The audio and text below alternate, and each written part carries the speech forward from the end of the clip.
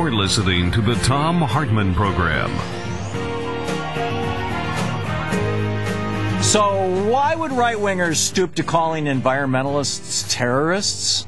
Osama bin Laden pointed out a lot of things in his writings leading up to the 9/11 attacks. He predicted that while Bill Clinton had refused to take his bait and turn him into an international superstar, you can read about this, by the way, the op-ed that I wrote today over on commondreams.org, that, and we'll also post that on our website at thomhartmann.com, that George W. Bush would do exactly that. He would turn bin Laden into a superstar. He predicted that Bush would so overreact to an act of terrorism that it would bankrupt America, and that was his goal.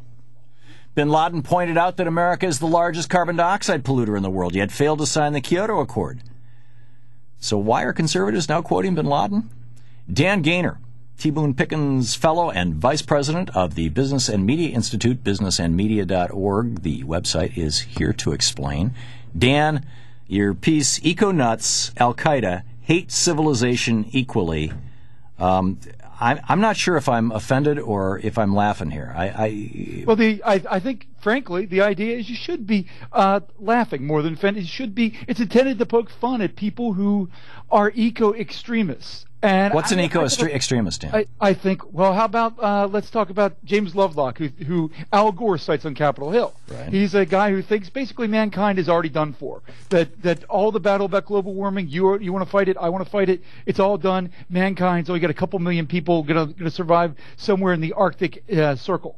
Yeah. Now that's a guy. Al You're talking about Lovelock's most recent. Lovelock is the guy who came up with the Gaia hypothesis for our listeners who don't know what we're talking about. Yeah. He's perhaps an outlier in this, and there I would disagree. I mean, you look. I don't think most environmentalists are throwing their hands up in the air and saying we've lost. No, but I think a lot of the environmental leadership has taken a very extreme anti-civilization tack. Okay, so what's extreme and anti-civilization about this, Dan? Okay. Let me just share this. This is page 4 of today's Financial Times. Not exactly a left-wing rag, right? You'll agree with me. The Financial Times, it's like the Wall Street Journal of the world. It's the financial. I mean, it's the Financial Times, right, of London. It's a conservative newspaper. And here's the headline: Watchdog warns CO2 price must double. And the first paragraph, and I'll just read it to you straight up. The International Energy Agency, again, no left-wing organization, the International Energy Agency has warned that the current price of carbon credits will have to more than double from the levels they now trade at in Europe to make high-tech solutions to climate change economically attractive.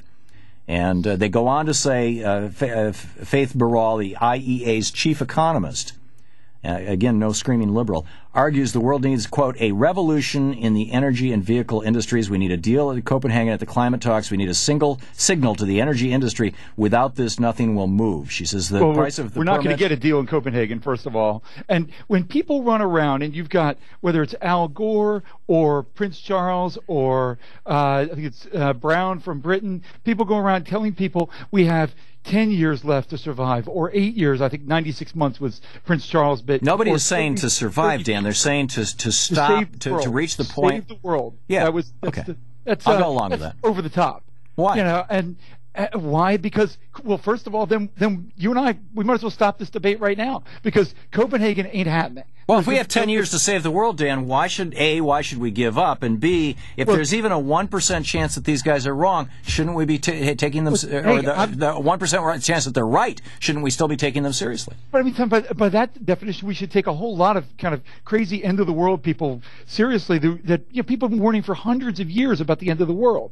Now, what bothers me about all this, not on an evidence-based, not in peer-reviewed scientific journals. Okay, well then let's look at somebody who you talk about evidence-based. You just had this big event, this 350.org event, for people who aren't familiar with it. It was a global event. It was very well done. Yep, Bill McKibben helped put it together. He was on this program about it. That's the guy I want to talk about.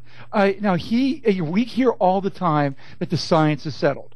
I mean, do you agree that that's a big message from the left, that the science is settled? Well, I think the science is in flux constantly. Science, that's the nature of science. But the question of whether the human race, by raising our carbon dioxide levels from below 300 parts per million to over 400 parts per million over the last 100 years, is causing atmospheric deterioration. That's settled, yeah.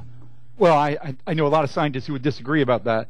But name one McKibben, peer-reviewed study that would agree with that. I can actually point to a website that you go to Climate Depot. I'm sure you've had Mark Morano on here. I know there's some peer-reviewed studies on that website. Could point to that. I have not been able to find actual peer-reviewed, scientifically published studies that dispute that. McKibben, in his piece, says that Obama, the guy you guys voted in for, is actually wrong. That all this push to limit climate, for how much carbon in the atmosphere to 450 is wrong. It's suicidal, to use his word. Oh, I agree with him.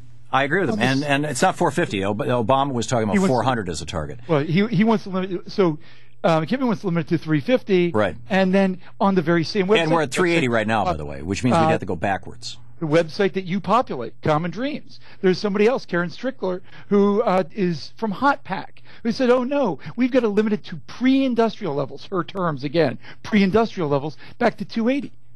So, I mean, the money, the scientific limits, it's constantly a moving target.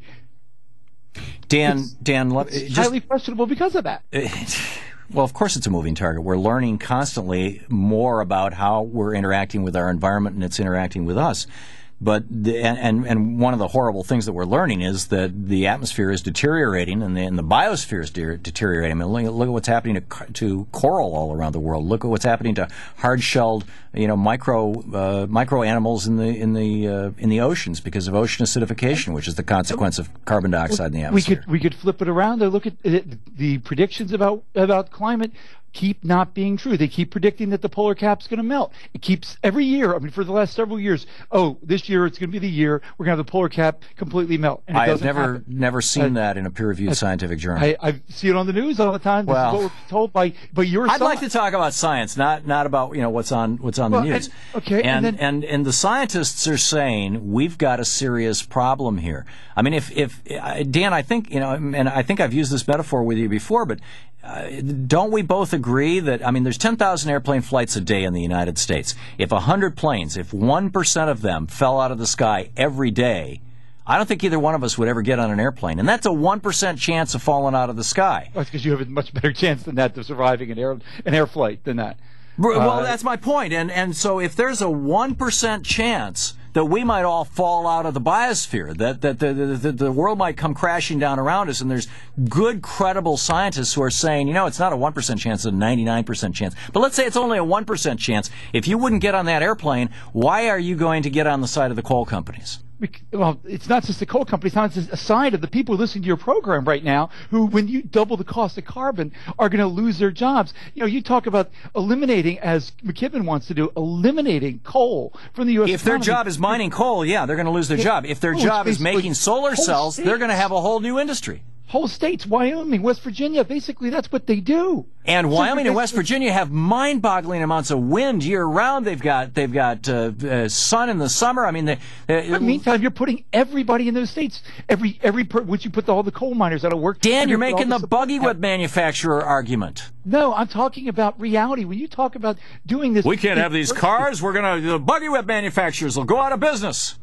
If you can develop viable new cool technologies, natural gas cars. Well, why are the Chinese putting up their own money to build a 36,000 acre wind farm in Texas? Why at the same time they also building coal plants? Like they're going out of style. They are because they're growing and they have doubled every year over the last 5 years. They've doubled the amount of wind power they're producing. No other country in the world is coming close to that. But they're also increasing massively the amount of coal. We're shipping all the coal from our country to China, where it's a disaster. And are you saying that a communist Chinese dictatorship should be our role model?